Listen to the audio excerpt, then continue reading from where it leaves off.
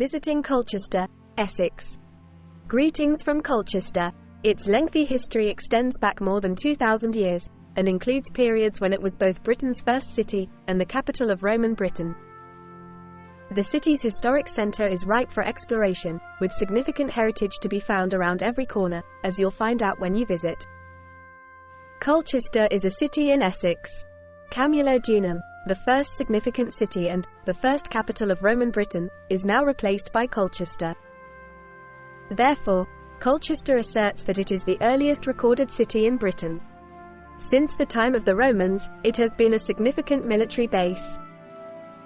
Here, after invading Britain, the Romans built their first fort, which later served as Roman Britain's capital. Queen Boudica destroyed it in AD 60, but it was immediately larger and more powerfully rebuilt. The largest intact Roman gateway in Britain, and the remnants of the only chariot racing circus on the island, are only two examples of the Roman relics that can be seen all over Colchester. Colchester Castle, the city's most prominent monument, is a good place to start learning about Roman Colchester. The greatest Norman keep in all of Europe, which was erected more than a millennium after Colchester was settled by the Romans, was constructed over the remains of a massive Roman temple. Norman heritage goes well beyond the castle.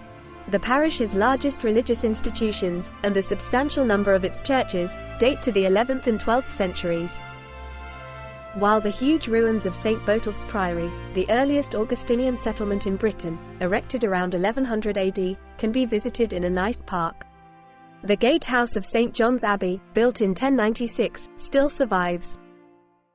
The huge church was still intact after the monasteries were dissolved in 1536, but much of its structures were destroyed during the Second Civil War's Colchester siege in 1648.